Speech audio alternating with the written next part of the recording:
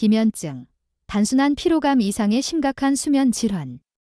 기면증은 과도한 낮졸림, 탄력 발작, 수면 마비, 인면 환각 등을 특징으로 하는 만성 신경계 수면 장애입니다.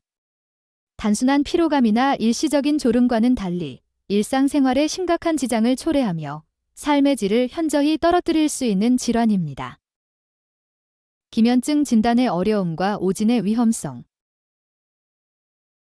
기면병 환자분들이 졸음 증상이 처음 나타난 이후 기면병으로 확진을 받는 데까지 걸리는 시간이 유럽의 연구에 따르면 평균 7년 정도라고 합니다.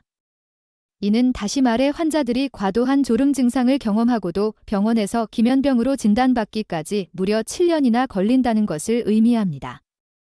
이는 진단까지 상당히 오랜 시간이 소요되는 것을 보여줍니다. 이 기간 동안 환자들은 심각한 졸음 증상으로 인해 큰 고통을 겪게 되며 학업, 직장 생활, 대인관계 등 여러 방면에서 어려움을 겪게 됩니다. 그렇다면 왜 이렇게 진단이 늦어지는 것일까요? 졸림 증상은 통증처럼 명확하게 드러나는 증상이 아니기 때문에 환자 본인이 심각성을 인지하지 못하거나 주변에서도 대수롭지 않게 여겨 병원을 늦게 찾는 경우가 많습니다. 특히 밤에 잠을 충분히 자지 못하면 낮에 졸음이 심해지는 수면 부족 증상과 혼동될 수 있습니다. 실제로 기면증 환자 중에는 밤에 잠을 깊게 못 자고 자주 깨는 증상을 동반하는 경우가 많아 이로 인해 낮에 기면 증상이 더욱 악화될 수 있습니다. 하지만 기면증의 졸음은 단순한 수면 부족과는 다르며 일상생활에 지장을 주고 주변 사람들이 보기에도 이상해 보일 정도로 심각한 경우가 많습니다. 따라서 기면병 환자들은 대부분 병원을 방문하게 됩니다. 실제로 기면증으로 확진된 환자들 중 상당수는 수면 클리닉을 방문하기 전에 다른 클리닉, 특히 정신과에서 진료를 받고 약물 치료를 받았던 경험이 있습니다.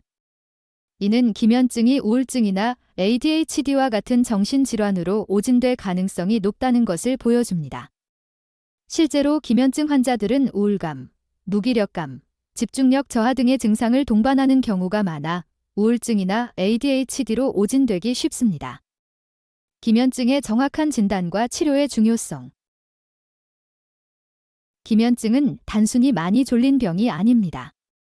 심한 졸음 외에도 탄력 발작, 수면 마비, 인면 환각 등 다양한 증상을 동반할 수 있습니다. 이러한 증상들은 환자의 일상생활에 큰 불편을 초래할 뿐만 아니라 안전상의 문제를 야기할 수도 있습니다. 예를 들어 운전 중이나 위험한 기계를 다루는 중에 졸음이나 탄력 발작이 발생하면 심각한 사고로 이어질 수 있습니다. 따라서 과도한 낮졸림, 탄력 발작, 수면 마비, 인면 환각 등의 증상이 나타난다면 기면증을 의심해 보아야 합니다. 특히 밤에 잠을 깊게 못 자고 자주 깨는 등 수면의 질이 좋지 않다면 기면증의 가능성은 더욱 높아집니다. 기면증은 정확한 진단을 통해 적절한 치료를 받는 것이 매우 중요합니다.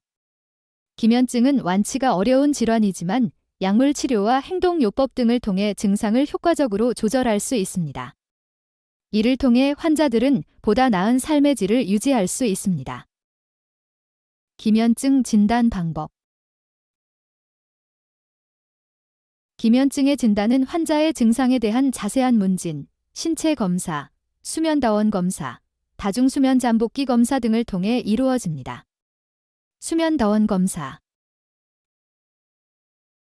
수면 중 뇌파, 안구 운동, 근육 긴장도, 호흡, 심전도 등을 측정하여 수면의 구조와 질을 평가하는 검사입니다.